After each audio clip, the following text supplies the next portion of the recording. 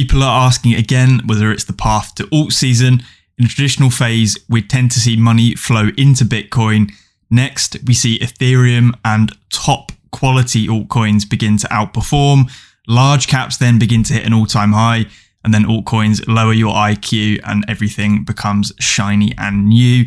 These are the 4 phases in the path to alt season. Many of you guys that have been around for a long time potentially have seen this in the past.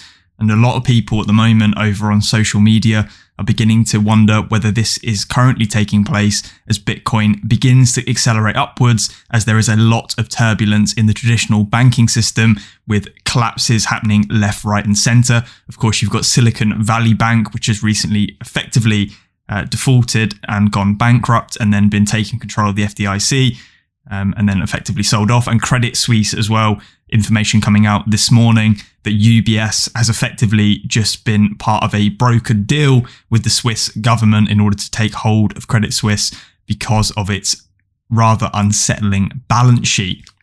The answer for many people across the world appears to be turning to decentralized forms of currency, also known as cryptocurrencies. And we are seeing that as a reflection in the price of Bitcoin. Me personally, I'm still just averaging into majority of my larger positions, things like Hedera and the like that I talk about an awful lot on this channel. Speaking of which, I do want to cover something very interesting about Hedera in this video. It's the notion of decentralized recovery. It's been hitting some headlines again recently after Lehman announced this back in, I think it was late November, December 2022. And there are release timelines for Q3 of 2023.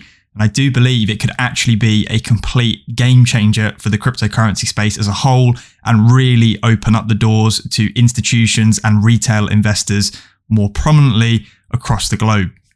Anyway, hbar has been releasing coins faster than expected. We're currently already at 60% released in terms of circulating supply. This is, of course, not the original schedule. We spoke about this in a recent video. Me personally, I think this is kind of a bullish thing. The faster we get to that total maximum supply of 50 billion coins, the better really in terms of price action. We've seen this recently. Hedera has been holding the mid-30s in terms of market cap compared to the rest of the cryptocurrency space, despite the fact the circulating supply has effectively been diluted by these release schedules. There's of course as well rumours that potentially this amped up release schedule is taking place because there are more use cases going to be heading live on the Hedera mainnet, as well as some more partnerships behind the scenes. Of course, there are no confirmed sources of that yet happening, and I'll be looking to do some videos on that once it does come into fruition, if it does come into fruition. We're only 18, at the time of recording this video, 20 days into March, and Hedera is already at 900 plus million transactions for the month of March, averaging 64 million transactions per day. By Sunday, which was yesterday, the 19th, Hedera is predicted to hit 1 billion transactions within those 19 days.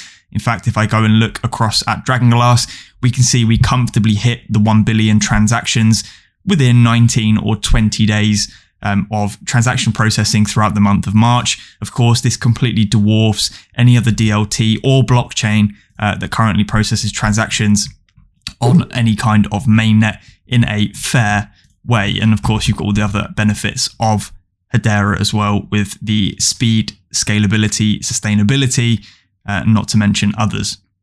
Hedera's decentralized recovery service is a way bigger thing than most people expect. The reason most people hold their crypto on exchanges is because they are afraid to lose their keys, their secret key, and therefore their crypto forever.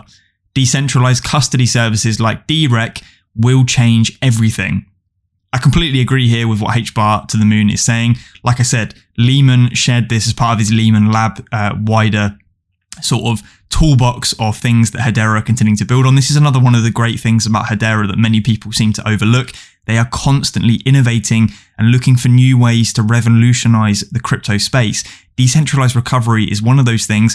And I agree with what Lehman is saying in terms of that it is 100% necessity in order to see widespread adoption. And 𝗟𝗚𝗏𝗏 succinctly puts this into perspective, which is that majority of people don't even want to venture into crypto, or if they do, they stop at a centralized exchange because they are very scared. You see all these horror stories of obviously people losing all of their money And it's all too easy. You lose your seed phrase, you've effectively lost all of those crypto coins. Someone steals your seed phrase, you've lost all of those cryptocurrency coins. You send it to the wrong address, there is no way of recovering that. In the traditional financial system, via banks, for example, there is always the potential, if not the guarantee, that you will be able to get your cash back if you accidentally send it to the wrong place or someone breaches your account. You can open up those dialogue conversations with your bank because they know who you are. You are effectively identified, know your customer, KYC to your bank, and you have the potential to recover those assets with your bank's custodial help. In a fully decentralized space with just seed phrases, that's completely impossible, and you have the potential to lose everything. That scares many, many people, and it's also the reason many people will not put large amounts of their capital, their wealth effectively, into cryptocurrencies, because it is all too easy to lose if you make a mistake. And this is rational, right? You wouldn't put all of your eggs in one basket, particularly if you could lose access to that in the click of a fingers. What we're seeing as well at the moment is more and more articles being published online. We can see this one here on CoinGate. There were some on CoinMarketCap as well, talking about 𝗟𝗜𝗚𝗏. Again, completely wrong for a lot of these sources. It's no longer it is proprietary hashgraph technology, but of course it's open source. Hedera's 𝗟𝗜𝗏 protocol, which has been in development for some time now, is rumored to be released in the third quarter of this year. 𝗟𝗏, which is an acronym for Decentralized Recovery, aims to solve the market-wide problem of recovering lost coins or private keys to regain access to crypto wallets. This unique mechanism offers a safety net for stolen or misplaced cryptocurrencies, resulting in an environment that is still, for many, too cumbersome and risky to engage with. The 𝗟𝗏 protocol makes use of automatic rule enforcement, which enables the addition of features that are not typically seen in regular cryptocurrencies. Hedera currently holds the patent for this system, which was initially submitted for consideration in January of 2022 and was subsequently granted in December of last year. And that is when we started hearing Lehman talk about it, because of course they were trying to submit a patent for this piece of technology. According to prominent Hedera advocate who tweets under the alias Hedera Inform, the debut date for 𝗟𝗏 is speculated to take place at some point during the third quarter of 2023. Right then, let's take a little bit more of a look into what 𝗟𝗏 actually is and the problems it effectively solves. This is a sort of podcast video that Lehman shared. It's available on Hedera or 𝗬𝗠𝗠's website. I will leave this link down in the description. I'm just going to summarize some key points. So he talks about custody and the downsides. Of course, on a centralized exchange, they have custody. Of course, the downsides being they can steal everything, you could lose everything, those addresses could be spoofed, and you could log into the incorrect places. Something that many people advocate for is something called social recovery.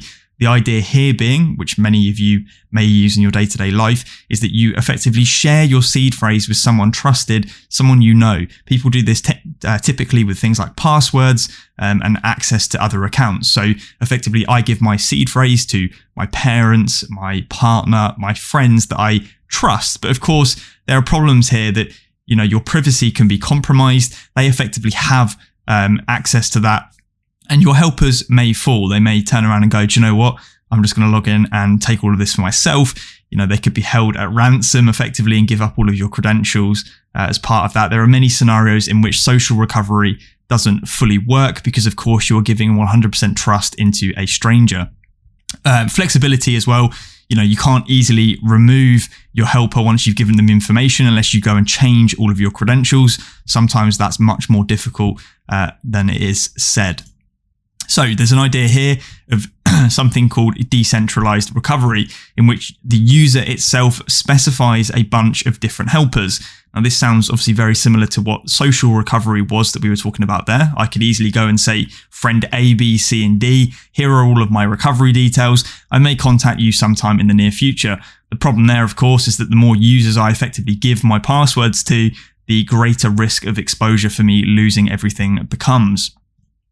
So the idea effectively of decentralized recovery is using a particular algorithm. The algorithm in question is something called Shamir's secret sharing, or SSS. It's an efficient secret sharing algorithm for distributing private information, also known as secrets, amongst a group of individuals, whereby the secret cannot actually be revealed unless a quorum of the group acts together to pool their knowledge. Of course, to achieve this, the secret is mathematically divided into parts called shares. So effectively, we could take a secret and break that up into different portions or shares and distribute those to the different users. This, of course, solves that problem of everyone having a copy, which then, of course, increases my risk. By this method, we need everyone to agree together in quorum in order to rebuild my secret. The secret, of course, can only be reassembled when a sufficient number of shares are combined successfully. 𝗟𝗜𝗡𝗦𝗧𝗔𝗠𝗦𝗧𝗔𝗠𝗣𝗏 sharing has the property of information theoretic security, meaning that even if an attacker steals some of those shares, it's of course impossible for the attacker to reconstruct the secret unless they have stolen the quorum number of shares. Now this could be a quarter, a fifth, and 5/9, whatever it may be that's set. 𝗟𝗜𝗡𝗦𝗧𝗔𝗠𝗦𝗧𝗔𝗠𝗣𝗏 share sharing is used in some applications to share the access keys to a master secret.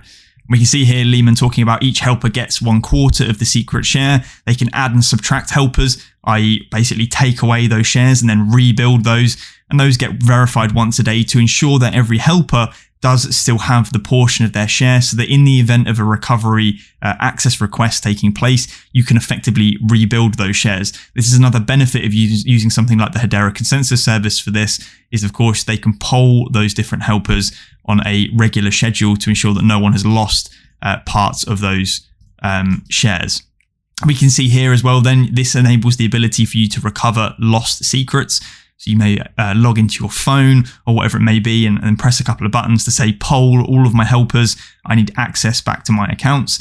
This helps with the decentralized custody as well, because you still retain your private keys. And then you can also begin to do things which 𝗟𝗜𝗏 talks about in this video as helper as a service. They may be able to sell this service in the future to other cryptocurrency projects, potentially even traditional systems like banking. He also talks about decentralized identification. If we see that come into force in the future, it's of course imperative that you do not lose access to your decentralized identity by losing access to your seed phrase. The system just doesn't work in that sense if that happens. Also, similarly, if someone steals your seed phrase to your decentralized identity, it makes fraud all too easy. As compared to the traditional system, of course, I lose my passport or my driver's license, I can effectively ring up and sort of get that cancelled, or tell everyone that someone's got hold of my passport or identity.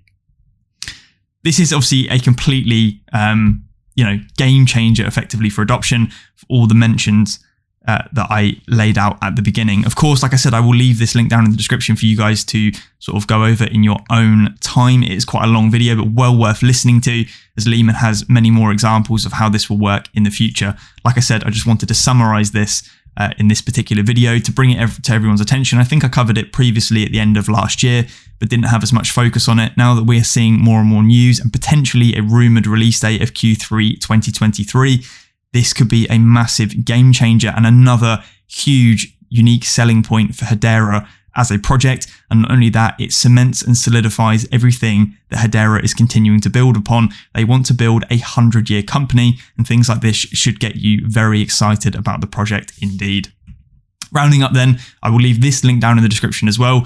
Some guy called, if I scroll to the bottom, 𝗟𝗜𝗡𝗦𝗧𝗔𝗠𝗦𝗧𝗔𝗠𝗣𝗏 has created a leaderboard for Hashgraph accounts. So this is obviously just balances based in hbar, but you can come in here and actually search your account IDs, and it does show the ranking based on number of hbars held within a wallet. I've seen a lot of comments and mentions from people across my videos and social media asking for something like this, and someone from the community has delivered. Fun fact, for you to be within the top 1,000 accounts on Hedera, by the way, there are over 2 million created as I currently record this video, you need just shy of 1 million hbar tokens to be within the top 1,000 accounts. Take that information as you will. Whether that tells you it's undervalued or overvalued, I don't know. I will also add the top 100 accounts. Vast majority of these are actually known, and they are related to core services such as the Hedera team, 𝗟𝗜𝗡𝗙𝗏𝗏, hbar foundations, mass grantees from projects, etc. So you can almost discount the top 100 accounts because they are wallets being used to effectively run Hedera, part of the release schedule, etc. Anyway, guys, hopefully you did enjoy this update video. Much more coming in the future. Make sure you are subscribed for future content. I know it's around 40, 60 split, i.e. 60% of you watching these videos aren't actually subscribed. Plenty more content coming in the future. If you've got any comments, leave a comment, drop a like if you've got something to say. I'll catch you in the next one. Cheers.